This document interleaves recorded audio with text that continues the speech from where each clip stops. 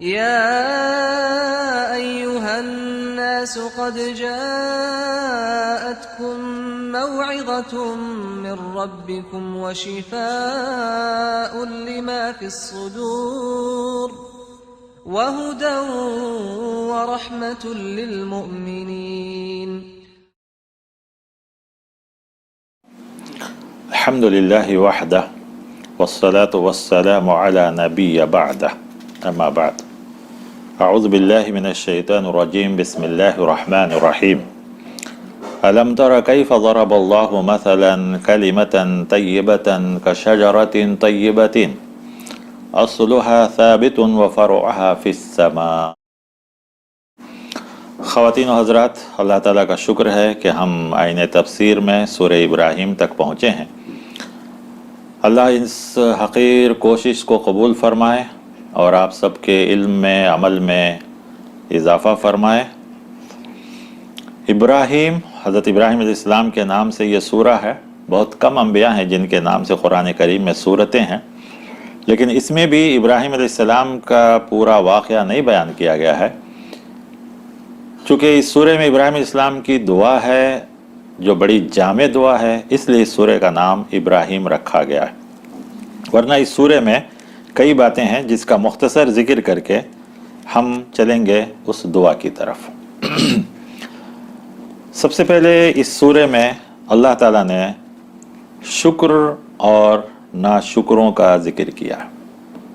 اللہ تعالیٰ کہتے ہیں لَإِن شَكَرْتُمْ لَأَزِيدَنَّكُمْ، تم جتنا شکر کرو گے ہم تم کو اور زیادہ عطا کریں گے.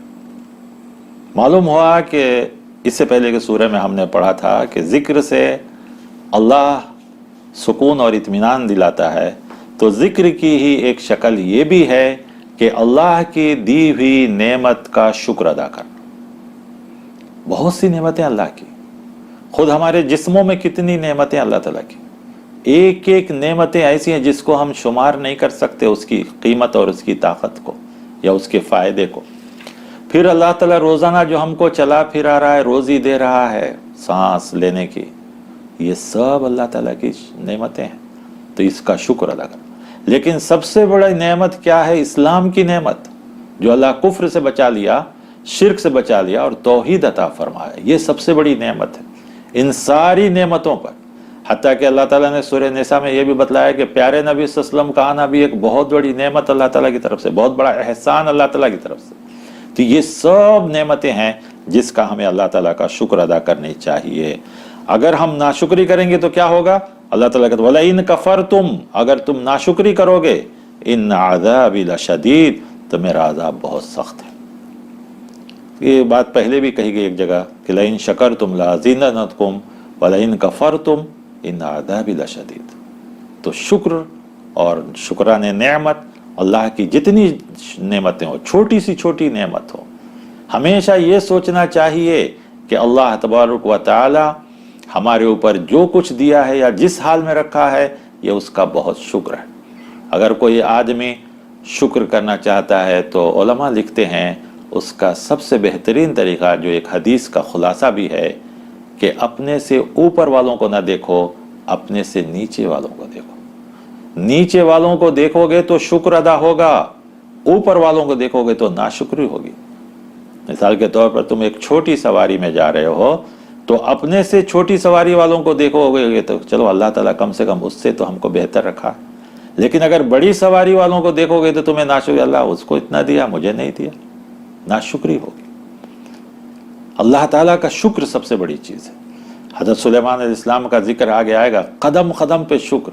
اور جس انسان کو جتنی نعمت ملے اتنا ہی زیادہ شکر ادا کرنا چاہیے، کیونکہ جس درخت میں جتنا زیادہ پھل لگتے ہیں وہ اتنا ہی زیادہ جھکتا ہے، وہ اکڑتا نہیں ہے بلکہ اور زمین کی طرف جھک جاتا ہے. وہ پھلوں کے وزن سے وہ جھکتا ہے، لیکن اللہ کو سجدہ کرتا ہے وہ کہ اللہ تو نے مجھے اتنے پھلوں سے نوازا ہے. تو معلوم ہوا کہ ہمیں بھی اللہ تعالیٰ کوئی بھی نعمت دے تو سب سے پہلے شکر ادا کرنا چاہیے. اور کوئی نعمت نہیں تو صحت کی نعمت تو ہے، آنکھوں کی نعمت، دل کی نعمت، یہ سب بہت بڑی نعمتیں. صرف ایک چیز جو ہم سانس لیتے ہیں، انسان بیمار پڑ جاتا ہے، ہاسپٹل میں جاتا ہے، وینٹیلیٹر پہ جاتا ہے تو اس کو گیس چڑھائے جاتے ہیں तो डॉक्टर उसका बिल डालता है, हालांकि वो गैस क्या है, वो हवा ही तो है। तो उसका हम तो रोज़ाना सांस ले रहे हैं, अल्लाह ताला हमसे कोई पैसा लिया, हमसे कुछ मांगा, लेकिन अल्लाह ताला की तरफ से पुकार आती है, हय्या अलस सलाह हय्या अलल फलाह, आओ नमाज की तरफ, आओ कामयाबी की तरफ। हम क्या शुक्र अदा करते हैं? या ये रमज़ान का महीना है, कितनी नेमतें उसकी अल्लाह ताला की हम खाते हैं, क्या शुक्र अदा कर रहे हैं? क्या दूसरे दिनों में हम इतनी नेमतें खाते हैं? ये सब शुक्र करना चाहिए। फिर उसके बाद सूरह इब्राहिम, इसलिए कि इब्राहिम अलैहिस्सलाम कदम कदम पर शुक्र किए तो अल्लाह ताला ने उनको कितना बड़ा मकाम दिया। तो ये एक सबसे बड़ी चीज़ इस सूरह के अंदर बताया गया। फिर उसके बाद इस सूरह में एक जवाब भी दिया गया है। अक्सर अंबिया के साथ लोग एतराज़ करते थे कि ये नबी क्या है, खाते पीते हैं, बीवी बच्चे वाले हैं, माज़ार जाते हैं। सूरह फुरक़ान में भी है, यहाँ भी है, और इससे पहले की सूरतों में आया। अल्लाह ताला ने कहा हाँ, हमने जितने नबियों को भेजा सब जो है साहब औलाद, बीवी बच्चे वाले थे, खाते पीते थे, वो भी जो है इंसानी ज़रूरत थी और वो इन सब चीज़ों को पूरा करते थे। लेकिन इन सब के रहते हुए क्या उन्होंने अल्लाह के हक़ में कोई कमी की? अल्लाह के हक़ में कोई कमी नहीं की, अल्लाह की फर्माबरदारी भी किया। अगर एक इंसान को ये सब चीज़ें ना हो और अल्लाह की फर्माबरदारी करे तो वो कोई कमाल नहीं है। कमाल तो ये है कि सारी ज़रूरतों को पूरी करते हुए अल्लाह का भी हक़ अदा करता है, ये कमाल है। या अल्लाह का हक़ अदा करते हुए इंसानों का भी हक़ अदा करता है, ये असल चीज़ है। और इस्लाम यही है कि दोनों हक़ूक़ अदा किए जाए। फिर इस सूरे में बड़ी अजीब, आप ताज्जुब करेंगे, आप तो उलमा की तकरीर सुनते हैं, इंसानों की तकरीर सुनते हैं, इस सूरे में शैतान की तकरीर है। आप ताज्जुब करेंगे। आइए ज़रा आयत नंबर 22 देखें। कुरान करीम को कहा गया है कि क़यामत के दिन अल्लाह तआला शैतान को लाएगा। चूँकि सारे इंसान यही कहते हैं ना कि शैतान गुमराह कर दिया, शैतान बहका दिया, शैतान ऐसा किया, शैतान धोखे में डाल दिया। तो क़यामत के दिन अल्लाह ताला शैतान को लाएगा। शैतान का जो HOD होगा, यानी हेड ऑफ डिपार्टमेंट, इबलीस, उसको लाएगा और उसको एक आग के सुतून पे चढ़ाएगा। और उस वक्त वो कहेगा वक़ाल शैतान, शैतान कहेगा लम्मा क़ुज़ियल अम्र, जब सारे फैसले हो जाएंगे तो सारे इंसानों से कहेगा इन्नल्लाह वअदकुम, बेशक अल्लाह ने तुमसे वादा किया, वअदल हक़, और अल्लाह का वादा क्या था? सच्चा था। व वअदतुकुम, मैं भी तुमसे वादा किया, फ़अख़लफ़्तुकुम, मैं अपने वादे के खिलाफ कर रहा हूँ, यानी तुम्हारे से वादा किया मैं उसको पूरा नहीं कर सकता। वमा कान ली अलैकुम मिन सुल्तान इल्ला अन दअउतुकुम, और मैंने तुमके ऊपर कोई ज़बरदस्ती तो नहीं की, कोई ताकत और क़ुव्वत तो इस्तेमाल नहीं किया, मैंने सिर्फ तुमको बुलाया। फस्तजबतुम ली, तुमने मेरी दावत को कबूल कर लिया, यानी गुनाहों की तरफ आ गए। जबकि अल्लाह ने तुमसे जो वादा किया था वो सच्चा वादा था, और अल्लाह ने भी बुलाया नबी को भेजकर, किताब को भेजकर, तुम अल्लाह के वादे पर यकीन नहीं किए, मेरे वादे पर यकीन कर लिया। और आज के तुम मुझे कह रहे हो कि शैतान ने गुमराह कर दिया। फला तलूमुनी, मुझे मलामत ना करो, वलूमु अनफुसकुम, तुम अपने नफ्स को मलामत करो कि तुम लोग जो है मेरे वादे पर यकीन किए, अल्लाह के वादे पर यकीन नहीं किए। जबकि अल्लाह कुरान में बार बार कहा था इन्नल्लाह, अल्लाह का वादा सच्चा है और अल्लाह अपने वादे के खिलाफ नहीं करने वाला है। जबकि मैं तो कोई ऐसा वादा नहीं किया, सिर्फ वादा किया था, मैंने तो दावा नहीं किया था कि मैं अपना वादा पूरा करूंगा। अल्लाह ने तो तुमसे वादा किया था कि मैं अपना वादा पूरा करूंगा। क्या हम कुरान में बार बार नहीं पढ़ते हैं इन्न वअदल्लाहि हक़्क़ुन, कि अल्लाह का वादा सच्चा है, इन्नल्लाह ला युख़्लिफ़ुल मियाद, और अल्लाह अपने वादे का खिलाफ करने वाला नहीं है। लेकिन हम सिर्फ बहाना करते हैं कि शैतान बहका दिया, धोखे में डाल दिया, ये किया। शैतान करता है, इसमें कोई शक नहीं, लेकिन हमारे सामने दो रास्ते हैं, एक अल्लाह का वादा है, एक शैतान का वादा है। हमको किस पर यकीन करना चाहिए? अल्लाह के वादे पर। तो उस दिन साफ साफ कहेगा कि मुझे मलामत मत करो, मुझे लान तान मत कहो, मुझे बुरा भला मत कहो, तुम अपने नफ्स को बुरा भला कहो। मा अना मुसरिखुकुम, मैं तुमको छुड़ाने वाला नहीं हूँ, मैं खुद मुसीबत से निकलने वाला नहीं हूँ। तुम लोगों ने जो कुछ मेरे साथ शिर्क किया, मैं आज उसका इनकार कर रहा हूँ। तो सोच कर देखिए कि क्या हाल होगा। तो हमें और आपको चाहिए कि अपने नफ्स के धोखे से, जो शैतान नफ्स पे वसर करता है, उससे बचना चाहिए। इसलिए कहा गया कि जब भी तुम्हारा नफ्स किसी गलती की तरफ ले जाए तो कहो औज़ु बिल्लाहि मिनश शैतानिर रजीम, औज़ु बिल्लाहि मिनश शैतानिर रजीम, इसलिए कि शैतान गुमराह करता है। अब उसके बाद मैं जो आयत पढ़ के इस सूरे को शुरू किया वो आएंगे, और इब्राहिम इस्लाम की ज़िंदगी। इसमें कोई शक नहीं कि इब्राहिम अलैहिस्सलाम का जिक्र कुरान करीम में बहुत ज़्यादा है, 69 मकाम पर, 69 टाइम, और मुख्तलिफ सूरतों में भी आया है। यहाँ पर इस सूरे में ये जो आयत जो मैं पढ़ा, अल्लाह ताला कहते हैं कि अल्लाह ताला का कलिमा एक पाक कलिमा है, और वो एक ऐसे दरख्त की तरह है जिसकी जड़ ज़मीन में बहुत मजबूत है और उसकी डालियाँ आसमान को छू रही है। तो एक तो इब्राहिम इस्लाम के ख़ानदान की भी मिसाल हम ले सकते हैं इसमें, कि अल्लाह ताला ने बहुत से नबियों को जो लाया सब इब्राहिम इस्लाम के ख़ानदान। आज दुनिया में 3 बड़ी कौमें, मुसलमान, यहूदी, ईसाई, ये सब इब्राहिम इस्लाम को अपना लीडर और पेशवा मानते हैं। फिर इब्राहिम इस्लाम को अल्लाह ताला ने एक उम्मत के बराबर करार दिया। फिर इब्राहिम इस्लाम से ये सब कुरान की आयतों का तर्जुमा मैं आपको बतला रहा हूँ। कहा इन्नी जाइलुका लिन्नास, सारे इंसानों का इमाम बनाया। फिर अल्लाह तआला ने कहा इब्राहिम अलैहिस्सलाम मेरे दोस्त हैं, वत्तखज़ल्लाहु इब्राहिम खलीला, अल्लाह ने इब्राहिम अलैहिस्सलाम को अपना दोस्त बनाया। बड़े बड़े मकाम और मर्तबे मिले इब्राहिम अलैहिस्सलाम को। आपके ख़ानदान में बेशुमार नबी, हत्ता कि इब्राहिम अलैहिस्सलाम को 2 बेटे इस्माइल अलैहिस्सलाम, इसहाक़ अलैहिस्सलाम, इसहाक़ अलैहि याक़ूब अलैहिस्सलाम, यूसुफ अलैहिस्सलाम, फिर मूसा, हादारू, ये सब उसी ख़ानदान में आए।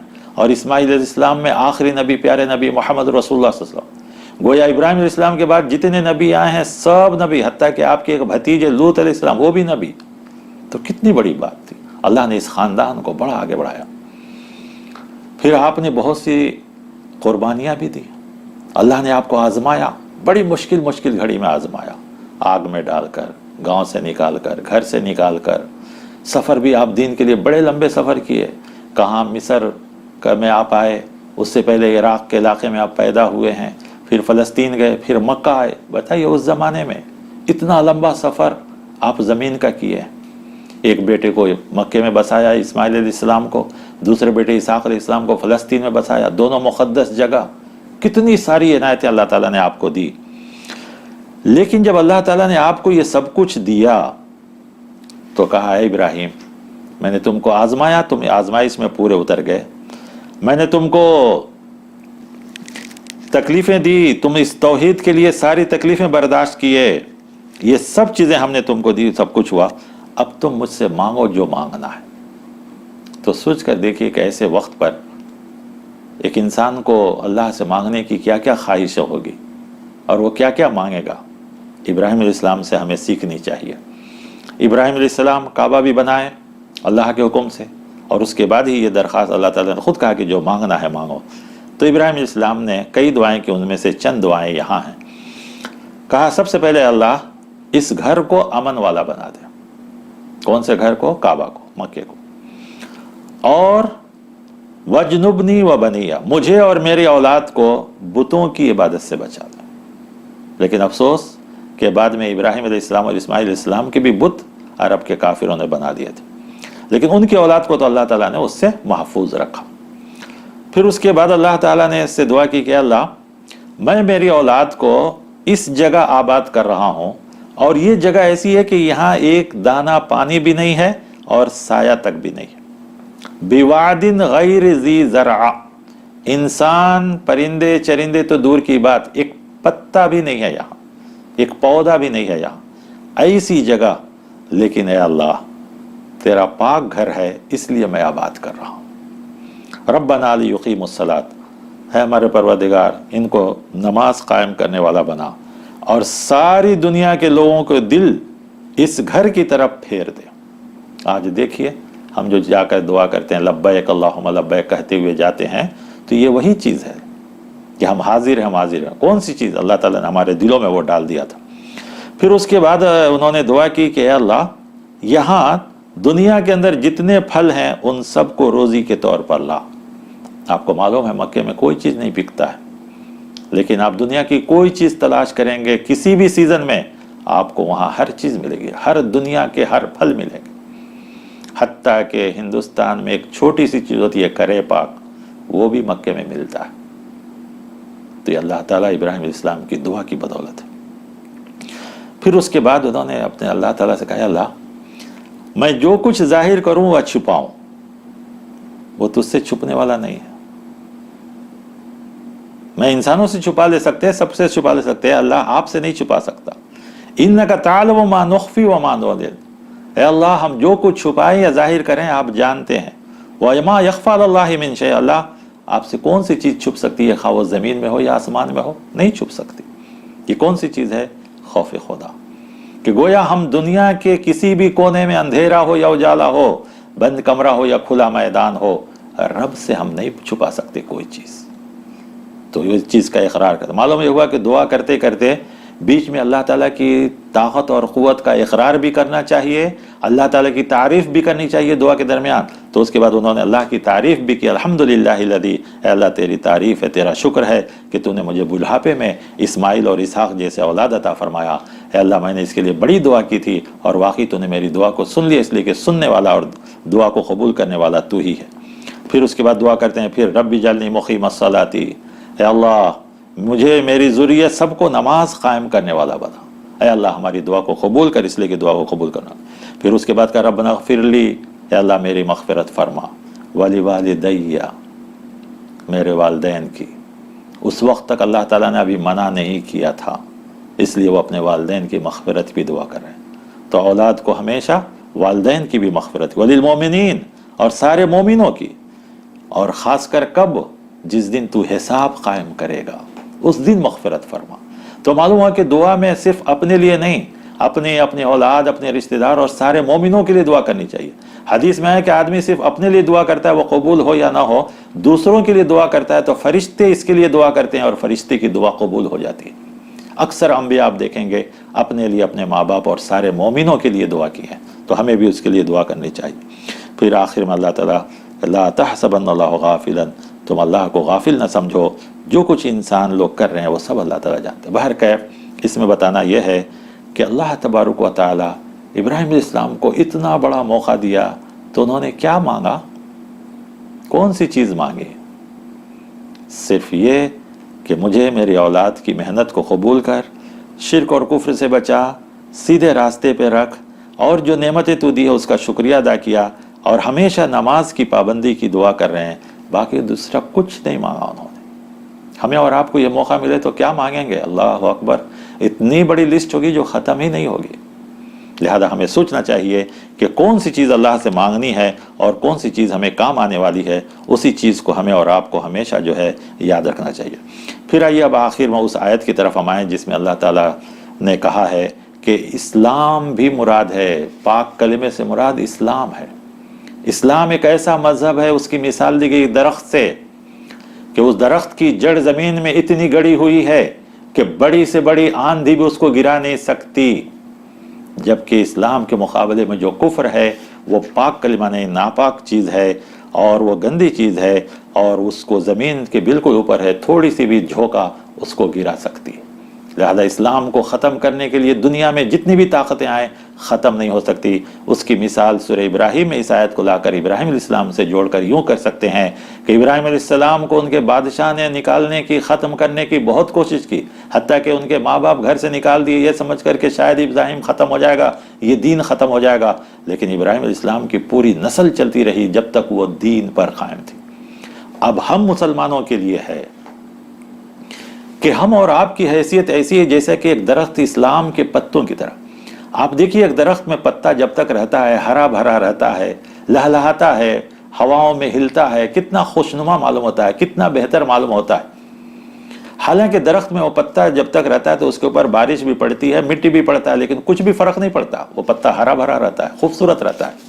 लेकिन वही पत्ता जब जमीन से नीचे गिर जाता है तो वही बारिश के कतरे और मिट्टी के धूल उसको सड़ा कर ख़त्म कर देते हैं। जब तक दरख्त में लगा रहता है लोग प्यार और मोहब्बत से हाथों से चूमते हैं, चूमते हैं, छूते हैं, लेकिन वही जब ज़मीन पर गिर जाता है तो पैरों से मसल देते हैं। तो मेरे भाइयों, ज़रा गौर से सुनिए मैं क्या कहना चाह रहा हूँ। मैं ये कहना चाह रहा हूँ कि जब तक दरख्त पत्ते से लगा रहता है उसमें बहार है, कामयाबी है, खूबसूरती है। हम और आप जब तक इस्लाम से लगे रहेंगे तो हमारी भी वक़्त और इज़्ज़त है और कामयाबी है।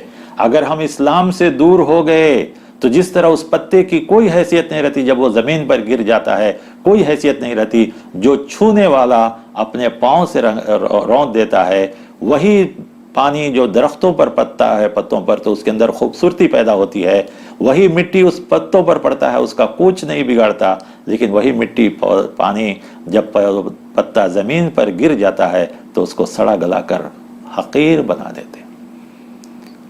درختوں میں لگا رہتا ہے تو خوشبو کا ذریعہ بنتا ہے، خوبصورتی کا ذریعہ بنتا ہے، زمین پر گر جاتا ہے تو مٹی اور پانی میں سڑ گل کر بیماری کا ذریعہ بنتا ہے، کچرے کا ذریعہ بن جاتا ہے، کیڑے مکوڑوں کا ذریعہ بن جاتا ہے۔ ہم اور آپ کو بھی آج سوچنا ہے کہ ہم کو اسلام سے جڑیں گے تو ہماری وقت ہوگی، ہماری عزت ہوگی، دنیا ہم کو چاہے گی، پسند کرے گی، پیار کرے گی، اور اگر ہم اسلام سے دور ہو جائیں گے تو دنیا ہم کو نفرت کرے گی، ختم کر دے گی۔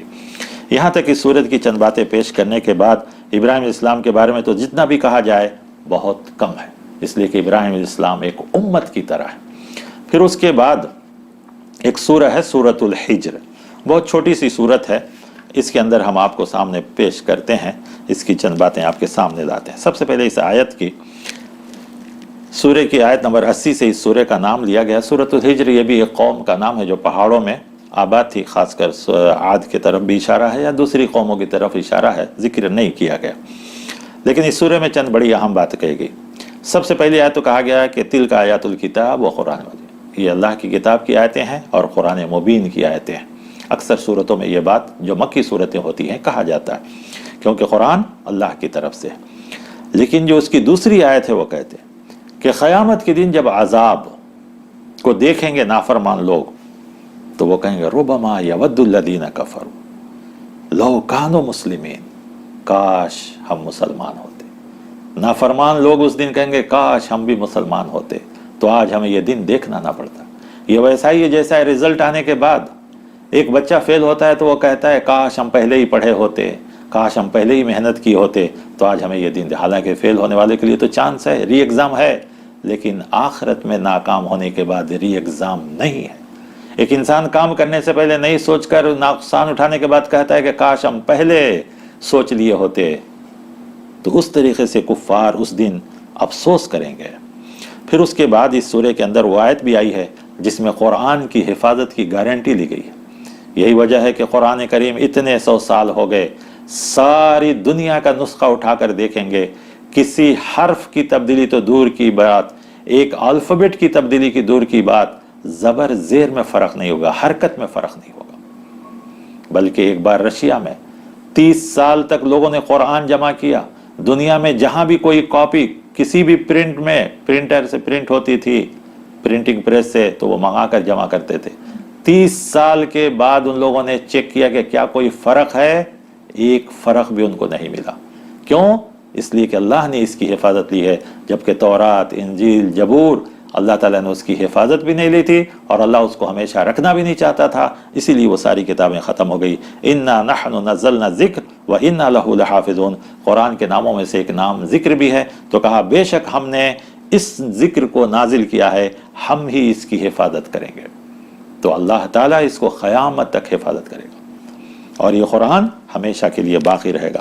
پھر اس کے بعد اس سورہ کے اندر حضرت آدم اور ابلیس کا ذکر کیا گیا، اور خاص کر وہ بات کہی، گرچہ کہ یہ چیز بھی بہت صورتوں میں ذکر آیا ہے، لیکن خاص کر وہ چیز جب آدم علیہ السلام کو سجدہ شیطان نے نہیں کیا تو پوچھا کہ تم نے کیوں نہیں کیا، تو اس نے کہا میں اس کو سجدہ کیسے کروں جس کو تو نے مٹی سے پیدا کیا۔ حقارت، مٹی کو حقیر سمجھا۔ اور دوسری جگہ وہی آیا ہے کہ تو نے آدم کو مٹی سے پیدا کیا، مجھے آگ سے، میں بلند ہونے والا ہوں، میں بھڑکنے والا ہوں، مٹی زمین میں نیچے رہنے والا۔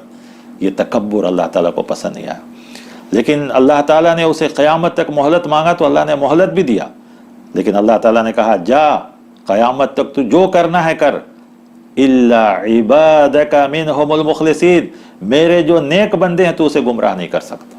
اور یہ نیک کون ہے؟ جو توحید پر قائم رہیں گے۔